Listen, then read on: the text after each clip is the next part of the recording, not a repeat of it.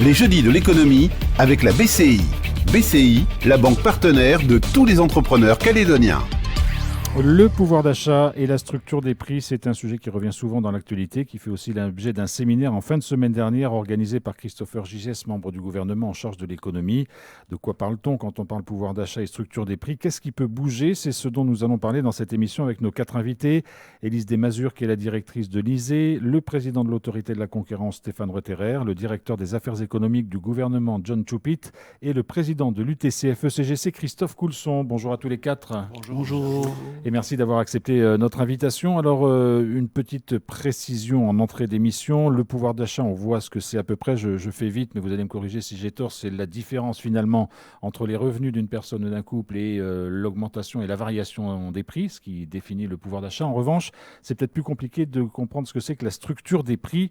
De quoi parle-t-on, John Chupit, quand on parle de structure des prix? En fait, la structure des prix, c'est tout ce qui rentre en ligne de compte et qui permet de définir les prix. On évoque souvent l'aval et l'amont. Ce qu'il faut voir, et c'est le rôle des pouvoirs publics. C'est justement de travailler sur toutes les composantes de ces structures des prix. Quand on est dans une optique de modération des prix, de lutte contre l'inflation. Donc très concrètement, ça va des prix en amont du fournisseur jusqu'à l'aval et donc le prix au détaillant. Et dans cette composition-là, dans ces composantes, il y a pas mal de choses. Il y a aussi tout ce qui relève de la fiscalité.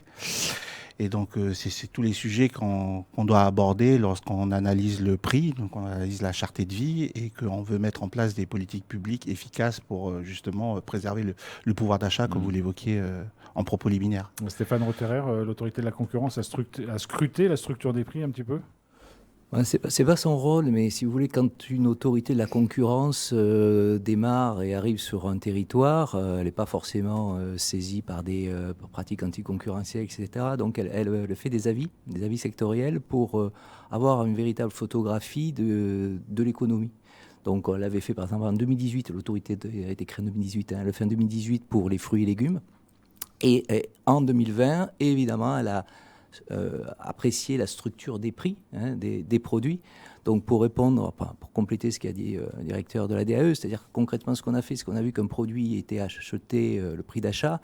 Ensuite, il y avait les frais d'approche. Donc les frais d'approche sont conséquents parce qu'on les avait évalués. Alors sur les produits grande consommation à peu près à 10%, mais c'est une moyenne évidemment. Ensuite, si on passe par un grossiste, puisqu'en Nouvelle-Calédonie, le circuit est intermédiaire, donc un grossiste à peu près 15% de frais plus son profit. Ensuite, ça va au distributeur. Il y a à peu près 16% de frais de distributeur. C'est une évaluation moyenne, plus son profit. Et puis, on rajoute la TGC. Et puis après, on arrive à un prix final. Voilà, c'est ça la structure de prix. Donc, on avait, par exemple, fait une petite slide de présentation sur un produit qu'on achète 393 francs. Il va arriver au consommateur à 1000 francs. Donc, vous voyez, ça, c'est la structure de prix qui montre concrètement les ajouts, les coûts supplémentaires du fait de l'importation et de la vente au détail. Et j'imagine qu'il y a là-dessus du débat pour savoir comment faire baisser aussi la structure, puisqu'il y a beaucoup de choses qui s'ajoutent à un prix de départ. On va en parler dans cette émission. Élise Desmazures, un petit mot quand même sur l'évolution du pouvoir d'achat. J'espère que ma définition était à peu près correcte, le différentiel entre les revenus et l'augmentation des prix. Il a tendance à se contracter, on peut dire ça, depuis quelques mois en Calédonie? Oui. Alors en fait, à l'Institut de la statistique, ce qu'on suit, c'est justement le prix de vente, donc le prix d'achat du consommateur. On le suit chaque mois en faisant 23 000 relevés, en fait des calculs à partir de 23 000 relevés, sur la base d'une structure de consommation qui est issue, grosso modo, d'une enquête budget des familles qui a eu lieu en 2019-2020. Donc cette structure, elle nous permet d'identifier quels sont les produits consommés, les produits et les services d'ailleurs qui sont consommés par les Calédoniens. On fait des relevés de prix, ça nous permet de suivre ce qu'on appelle couramment l'inflation. Donc c'est un suivi qu'on va faire mensuellement et qu'on va faire également en ce qu'on appelle en glissement annuel. Par exemple, les derniers chiffres qui sont sortis, ils disent qu'entre janvier 2024 et janvier 2025, les prix ont augmenté de 1,6%. Donc ça, c'est quelque chose qu'on suit vraiment au mois le mois. Et l'autre partie du pouvoir d'achat, c'est donc les revenus. Là, par contre, on a des informations beaucoup plus tardivement et beaucoup moins régulièrement. Donc, ce qu'on a constaté en regardant uniquement le salaire moyen, c'est qu'il avait eu tendance ces derniers temps à augmenter moins vite effectivement que l'inflation. Donc, ce qui se traduit par une perte de pouvoir d'achat des Calédoniens. Donc voilà, et sur ce qui s'est passé tout dernièrement, donc on n'a pas de chiffres vraiment sur la perte de revenus des Calédoniens, mais on se doute bien qu'entre les pertes d'emploi, le chômage partiel qui permet tout de même de maintenir un certain niveau de pouvoir d'achat, on a quand même une baisse de revenus. Donc on suppose que le pouvoir d'achat des Calédoniens a plutôt diminué, même si on a des indicateurs qui nous disent que la consommation ne s'est pas effondrée. J'ai envie de dire ne s'est pas encore effondrée, parce qu'effectivement, c'est tout ce qui va se passer en 2025 en termes d'aide, de reprise économique, etc., qui nous permettra de dire si le pouvoir d'achat va revenir en Nouvelle-Calédonie. Donc il faudra scruter les semaines et les mois qui viennent pour voir comment se comportent les Calédoniens. On va revenir évidemment sur les mécanismes et peut-être les idées pour faire en sorte que les prix, s'ils ne baissent pas, en tout cas n'augmentent pas. Enfin voilà, quels sont les enjeux qu'il y a derrière. Mais Christophe Coulson, on se rappelle que les syndicats s'étaient réunis en intersyndical Vichères il y a quelques années, qu'il y avait eu des grands accords signés, je crois, en 2013, si ma mémoire est bonne. Ou en 2011. En 2011, voilà. Depuis, de l'eau a coulé sous les ponts et les prix ont continué d'augmenter. Donc il y a vraiment du travail à continuer à faire. Ouais, bien évidemment, hein, on a quand même réussi certaines choses à mettre en place certaines choses qui figurent dans ces accords, et notamment l'autorité de la concurrence, parce que c'est les partenaires sociaux, c'est les syndicats de salariés qui avaient fortement insisté pour que cette autorité soit mise en place en Nouvelle-Calédonie. Et on a fait pas mal de travail avec les différents gouvernements. Ça date du gouvernement Germain d'ailleurs. Et effectivement, ce qu'ont rappelé mes deux collègues sur la structure des prix, il y a beaucoup de choses à faire, et on avait dénoncé à plusieurs reprises, notamment un nombre trop important d'intermédiaires entre le prix de départ et le prix final. Pour revenir sur le pouvoir d'achat, effectivement, il n'y a pas de hausse de salaire conséquente ces dernières années. Moi, je participe à toutes les NAO de branche, et depuis 3 ans, voire 4 ans maintenant, c'est plus proche du 0 que du 0,1, quoi. On n'arrive pas à négocier des augmentations de salaire, c'est très très compliqué. Et c'est dû à la situation économique de la Nouvelle-Calédonie. Et je pense que l'année, quand on fera le bilan de l'année 2024, on va s'apercevoir qu'effectivement, il y a vraiment un gros problème, parce que effectivement, il y a des gens qui arrivent à se maintenir dans l'emploi, mais pas avec les mêmes niveaux de salaire qu'ils avaient avant mai 2024. Pour terminer ce tour un peu général, avant de voir ce qui pourrait faire éventuellement bouger les prix, John Chupit, le gouvernement dispose d'un certain nombre d'outils aussi de contrôle, c'est peut-être bien de le rappeler. Oui, alors déjà rappeler, j'ai quelque chose que j'ai l'habitude de rappeler à chaque fois, c'est que la réglementation des prix, c'est l'exception. Le principe, c'est la liberté des prix, elle-même qui découle de principes fondamentaux, la libre concurrence, la liberté d'entreprendre. Pour autant, le Code du commerce applicable localement prévoit qu'on puisse réglementer certains produits, essentiellement des produits de première nécessité et de grande consommation. Et donc ça, c'est quelque chose qui est en place et sur lequel la direction des affaires économiques veille, contrôle et sanctionne les opérateurs qui ne la respectent pas. Ce qui est important à relever aussi dans le dispositif qui existe au niveau de l'ANC, c'est tout ce qui est afférent à la transparence des prix. Ça aussi, c'est une réglementation qui est important de relever, parce que c'est une réglementation qui est assez exceptionnelle, qui n'existe pas dans le Code de commerce applicable au niveau national. C'est l'obligation pour les GMS, les grandes et moyennes surfaces, de nous transmettre régulièrement leurs prix. Et c'est ce qui a permis au gouvernement de la Nouvelle-Calédonie de mettre en place tout un système d'information pour justement amener de la transparence sur les prix et permettre aux consommateurs d'avoir une vision claire entre les différents opérateurs, entre l'offre qui existe, pour justement être un consommateur, une notion qui nous est chère, parce qu'à notre sens, c'est aussi aux consommateurs d'avoir un rôle important aussi. Donc il y a des applications où les consommateurs peuvent comparer les prix éventuellement. C'est le site web prix.nc, c'est l'application prix.nc, et aujourd'hui il y a une volonté du gouvernement, sous l'égide de Christopher Gigès, de vraiment mettre encore plus de moyens sur tout ce système d'information pour amener encore plus le pouvoir aux consommateurs. Et vous avez des retours pour savoir si ces outils sont vraiment utilisés ? Alors oui, on a eu des bons chiffres en termes de fréquentation au moment du lancement de l'application. On a eu des milliers de followers. On a encore aujourd'hui régulièrement des pics de fréquentation au moment où on sort des études bien particulières sur des thématiques bien resserrées comme le cartable de la rentrée, comme des sujets voilà, où c'est des rendez-vous un peu chaque année. Après, l'objectif aujourd'hui, vraiment, il est vraiment de monter en intensité sur ces outils, faire en sorte qu'il y ait une forte imprégnation auprès des consommateurs pour que justement ça permette de tirer les prix vers le bas, puisque l'idée étant que les opérateurs voient leur positionnement sur ces outils et essayent d'être le mieux placés possible. Alors, la volonté commune est partagée par tout le monde, je l'imagine, c'est évidemment de faire en sorte que les prix baissent. On a vu que la structure de ces prix faisait rentrer un certain nombre de facteurs. Stéphane Rotterer, sur quel facteur il est le plus facile de jouer aujourd'hui, peut-être, pour voir les choses changer ? Quelles sont les portes d'entrée, en quelque sorte, les plus simples pour travailler la question de la structure des prix et éventuellement les faire baisser ? Vaste question. Non, je vais vous en donner deux. Un relève plutôt de la gouvernance ou de la stratégie gouvernementale, je dirais, accompagnée par l'autorité de la concurrence. C'est-à-dire que, comme dit le directeur, on a des moyens juridiques qui, à mon sens, n'ont pas totalement été utilisés.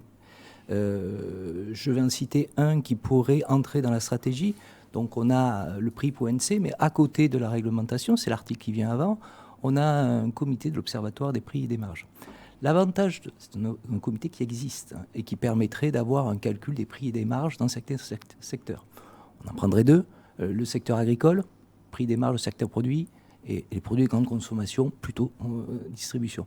Ça, c'est quelque chose qui pourrait être facilement activé avec une stratégie assez précise du gouvernement. On pourrait très bien voir un partenariat, j'ai envie de dire, je l'annonce à RRB, même partenariat DAE à CNC, pour pouvoir, il faut une stratégie derrière, politique claire, pour pouvoir intervenir sur certains secteurs, avoir une vision très très claire des prix et des marges sur certains produits, et pas de manière générale, sur certains produits identifiés ensemble, et puis derrière, il faut intervenir. Ça peut intervenir, on peut intervenir, il y a un article 411-3 par un aspect réglementaire, ça peut être par un arrêté, sous avis de l'autorité de la concurrence. Il y a des moyens pour le faire. Et nous, on peut aussi intervenir par nous-mêmes. Donc ça, c'est une réponse stratégique. Après, sur les points sur lesquels on peut intervenir, comme disait mon collègue, les intermédiaires, on a une multitude, on le sait, une multitude de verrous sur lesquels, ou de leviers sur lesquels on peut activer. Ça va du transport, en passant par la multitude des intermédiaires, sur la fiscalité, sur le droit à la concurrence, sur certains aspects du droit de la consommation.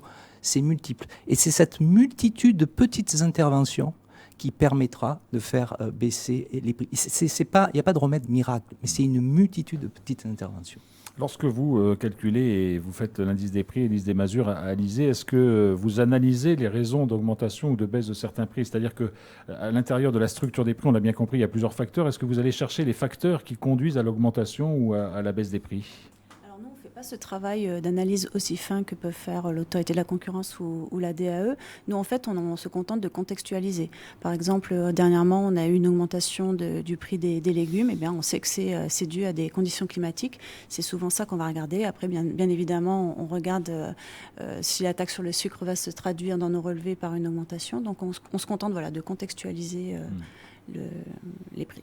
John Choupil, comment vous réagissez à ce que dit Stéphane Rotterer, oui, aller dans un partenariat peut-être plus proche et travailler sur des sujets très précis, si j'ai bien compris. Mon membre du gouvernement serait plus compétent pour en parler, mais c'est vrai que c'est quelque chose qu'il a déjà annoncé. Il y a une volonté forte de sa part de faire monter en puissance le rôle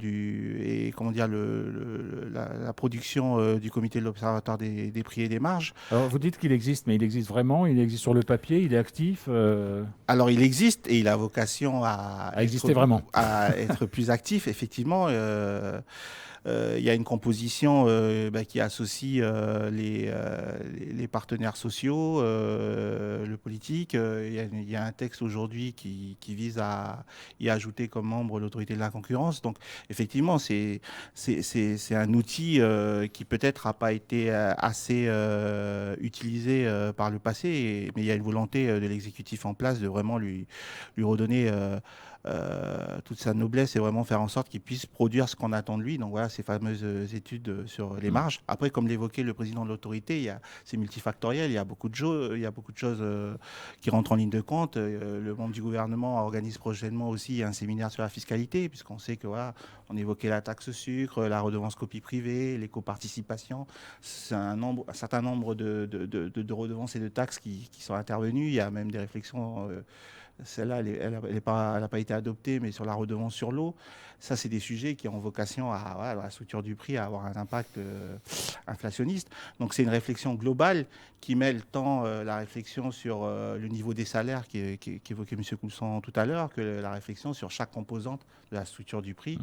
Donc, des marges, en passant par la fiscalité, en passant par le coût du travail. Oui, Stéphane Rotterer. Juste pour dire que le comité de l'Observatoire des prix et des marges, je me suis permis d'en parler parce que Christopher Gigès à la station N a annoncé publiquement qu'il allait en prendre la présidence. Oui. Donc voilà, on profite de surfer sur l'annonce. Et sur l'annonce, Christophe Coulson. Je vais en dire un petit mot aussi. Hein.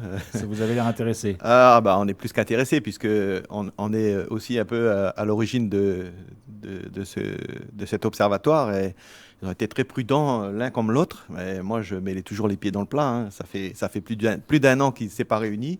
Ça fait plus d'un an qu'on réclame au gouvernement la tenue de réunions pour qu'on puisse discuter effectivement de tous ces sujets. Et je suis ravi d'avoir entendu ce qu'a dit Christopher Gigès, qui souhaite qu'on le réunisse au plus vite et qu'on se saisisse des différents sujets. C'est relativement important. Stéphane Rotterer. Peut-être un dernier mot pour dire que bon, vous savez, je suis là depuis 1 an et demi, ça fait 1 an et demi que je le demande, mais au-delà de ça, ça a été une demande aussi conjointe, puisque la Chambre de l'agriculture s'est associée à l'autorité de la concurrence pour le demander, justement pour qu'on puisse ventiler sur des produits agricoles et des produits de grande consommation. Donc après, il y aura une stratégie qui sera décidée. On est ravis d'avoir entendu la décision de Christopher Gigès sur ce sujet-là. Oui, je crois que c'est important sur l'agriculture parce que on a tous des exemples les uns et les autres. Il y a peut-être du ressenti, mais en tout cas, ce qu'on sait, nous, c'est que les grossistes se font beaucoup de marge sur le dos des agriculteurs. Et on avait remarqué à plusieurs fois dans les grandes surfaces, lorsqu'il y a l'affichage des prix, parce qu'il est devenu obligatoire aussi. L'affichage du prix producteur et évidemment le prix de vente après. En fait, on s'était rendu compte en menant un petit peu nos petites enquêtes que parfois il y avait de l'abus et que les prix affichés, notamment au prix à l'agriculteur, reflétaient pas du tout la vérité. Et bien évidemment, dans un objectif d'avoir des marges plus importantes. Donc, je crois qu'il est nécessaire qu'on refasse ce travail et qu'on soit plus correct avec les consommateurs. Mais là, la DAE agit quand il y a des irrégularités, John Chupit. Je me doutais qu'il fallait que j'intervienne sur ce sujet. Voilà, Alors, non, en fait, déjà, notez que dans la répartition des compétences entre les directions, il y a, sur ces sujets-là, les fruits et légumes, il y a Davar et l'Agence rurale qui, je le rappelle, est la fusion de l'APICAN et de l'ERPA, l'établissement de régulation des prix agricoles. Donc oui, pour autant, on a un regard puisqu'on est censé aussi sanctionner et contrôler. Donc l'enjeu qui est évoqué par M. Coulson, c'est vraiment la question de la traçabilité. C'est-à-dire le prix bord de champ jusqu'au prix détaillant. Il y a un vrai sujet, il y a une difficulté vraiment à aller vraiment tirer le vrai du faux. Et je pense que oui, ça sera typiquement, et le président Rotterer l'a évoqué avec une collaboration de la KPNC, et ça sera typiquement un sujet sur lequel aura vocation à se pencher le comité de l'Observatoire des prix et des marges. Élise Desmazures, entre ce petit débat qui revient régulièrement, parce que même quand on annonce que les prix à la consommation sont plutôt en baisse, alors généralement c'est pas violent, c'est 0,1%, 0,2% maximum, les gens disent oui mais moi quand je fais mes courses ça continue à augmenter. Donc quelle est comment prendre la mesure entre la réalité des augmentations ou non et le sentiment de voir la vie augmenter en permanence? Oui, en fait, il y a plusieurs questions derrière ça. Il y a déjà le fait que l'indice des prix, il représente une structure de consommation moyenne, qui représente ni la vôtre ni la mienne, parce qu'on a tous notre propre structure de consommation. Donc déjà, il faut voir que c'est un indice qui est général, comme son nom l'indique. Et justement, parce qu'il est général, il prend en compte aussi toute une série de prix que nous, on ne va pas forcément intégrer. Par exemple, ce qu'on va surtout observer, c'est le prix du caddie, voire de certains fruits et légumes qui, pour le coup, connaissent des fortes fluctuations, alors que derrière l'indice des prix, il y a aussi tous les prix des services. Donc là, par exemple, ce qu'on a vu très récemment, c'est l'augmentation forte de l'alimentation, mais également des prix des transports en commun. Donc voilà, c'est tout un ensemble de produits qui sont concernés. Et au niveau de l'Institut de la statistique, on était bien conscient du fait qu'il y avait une partie de la population, par exemple, qui ne voyageait pas par avion, etc., donc qui n'était pas encore moins concernée par la représentativité de l'indice des prix. Et donc, on a sorti notre fameux indice modeste qui représente la consommation des 20% les moins riches de la population calédonienne. Et ce qu'on constate, ce qui est intéressant de voir, c'est qu'ils subissent 1% d'inflation en plus que la moyenne des Calédoniens. Cet indicateur-là a été mis en place il y a quelques mois seulement. Non, ça fait 2 ans, ça au fait, moins ça 2 fait ans, 2 ans que c'est mis en place. Oui. Alors lorsqu'on parle des prix, ce sont souvent les intermédiaires qui sont ciblés. On l'a évoqué, il y a des grossistes, il y a d'autres intermédiaires. On voit que les circuits courts ont de plus en plus le vent en poupe parce que justement ces intermédiaires n'existent plus. Est-ce qu'on peut s'en passer? Est-ce qu'on peut organiser les choses différemment? Comment regarder ce dossier, Christophe Coulson? Je ne pense pas qu'il faille s'en passer parce que c'est quand même de l'emploi. Je veux dire, derrière, il y a une économie. Mais par contre, j'ai bien entendu John qui disait que la réglementation, il fallait éviter de passer par la réglementation, mais en tout cas, il faut trouver un système pour contrôler et de manière à éviter les dérapages au niveau des prix. Vous savez, en ce moment, on sait tous qu'il y a de la pénurie au niveau de la salade, des tomates, etc., à cause de la météo. Et on avait aussi remarqué à l'époque que quand les grossistes allaient acheter chez nos voisins en Australie, ils n'allaient pas forcément acheter les légumes les moins chers. Au contraire, ils prenaient les légumes les plus chers pour se dégager une marge plus importante. On avait souhaité aussi que soient mis en place différentes catégories de fruits et légumes avec des prix en fonction de la qualité des légumes. Ça, malheureusement, on ne l'a pas vu. Ça ne s'est jamais mis en place. On avait souhaité le faire aussi sur la viande, au niveau des boucheries, différentes qualités de viande avec des prix au kilo différents pour que toutes les catégories de population puissent accéder en fonction de leurs revenus. Et ça, malheureusement, on ne l'a pas vu aussi. Donc il y a encore des choses à faire à ce niveau-là. Oui, John Chopit. Oui, sur les grossistes, c'est pas mon rôle, mais de défendre une profession ou une autre, mais ils ont un intérêt quand on pense grossistes. Il faut voir qu'à leur niveau, ils gèrent des stocks, ils ont un rôle dans la chaîne de distribution. Quand on pense aux GMS, bien souvent, des fois même, elles ont leur propre grossiste. GMS, je rappelle, grande et moyenne surface. Oui.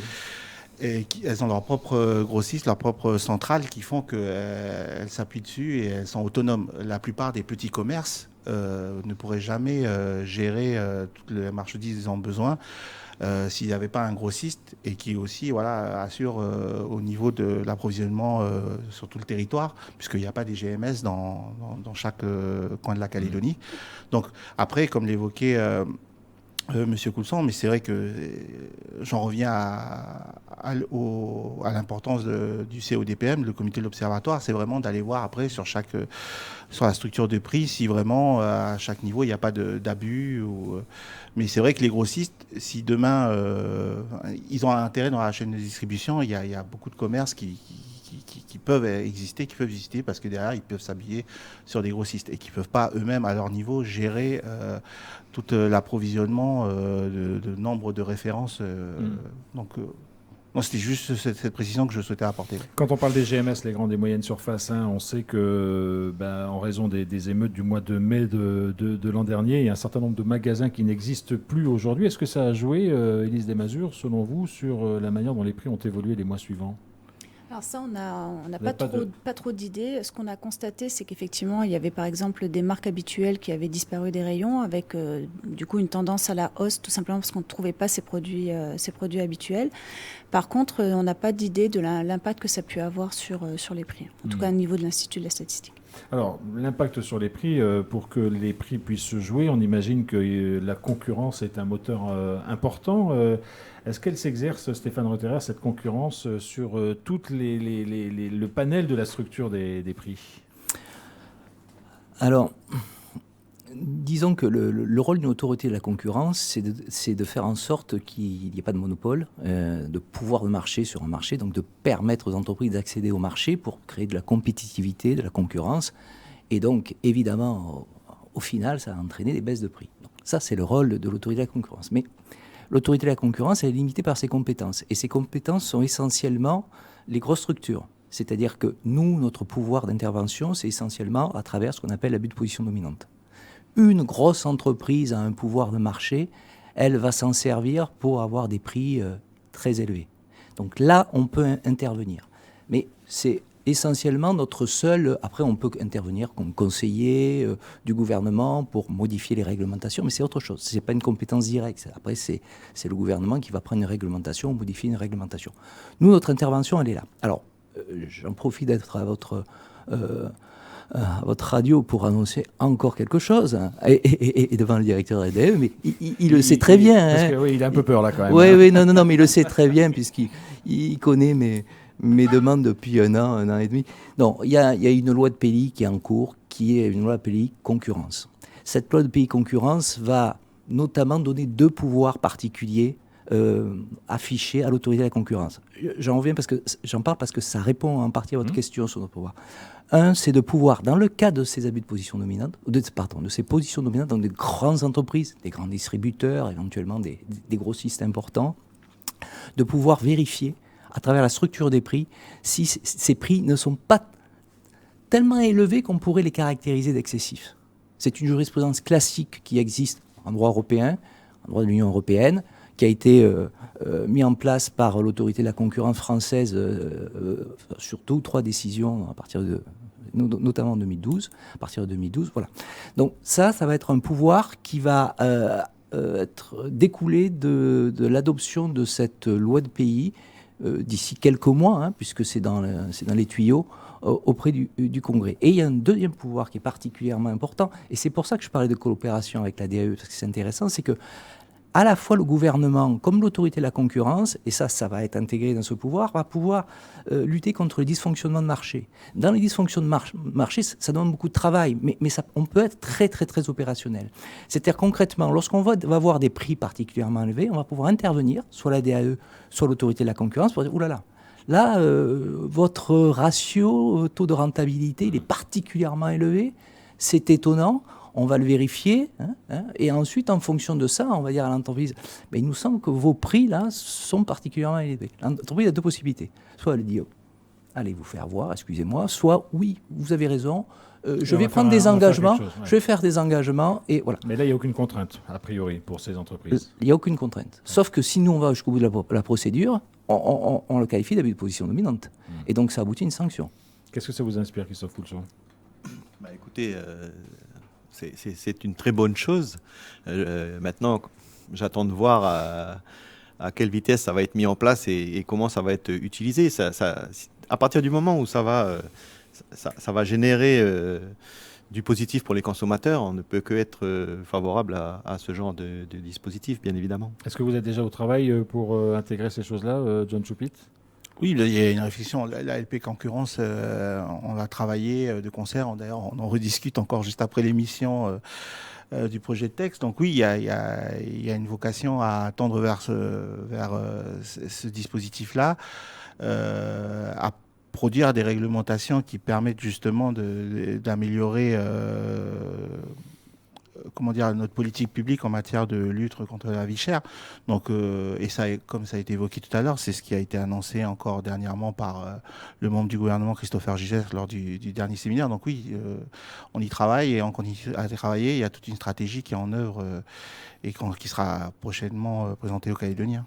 Alors évidemment, les prix évoluent en fonction des types de produits. On l'a dit, vous l'avez rappelé, les produits issus de l'agriculture fluctuent en fonction des saisons, des aléas météo, etc. Puis il y a d'autres prix qui ne sont pas liés à ça. Élise Desmazures, est-ce que, en effectuant régulièrement justement une analyse des prix et de leur évolution, vous savez les secteurs sur lesquels les choses ont le plus augmenté ou les choses n'augmentent pas plus? Enfin, je veux dire, est-ce que les vêtements, par exemple, augmentent sur ce sont des produits qui, a priori, n'ont pas d'aléas climatiques, on ne sont pas soumis. Est-ce qu'il y a des produits qui augmentent plus que d'autres?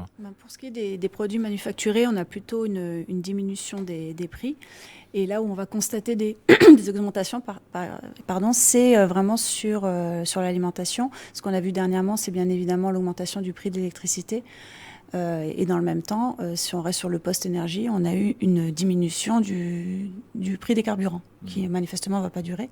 Non, ça remonte au 1er mars, je vous confirme. Voilà, c'est vraiment des choses qui vont fluctuer et qui, dans certains cas, sont aussi des prix de l'inflation qui est importée de l'extérieur.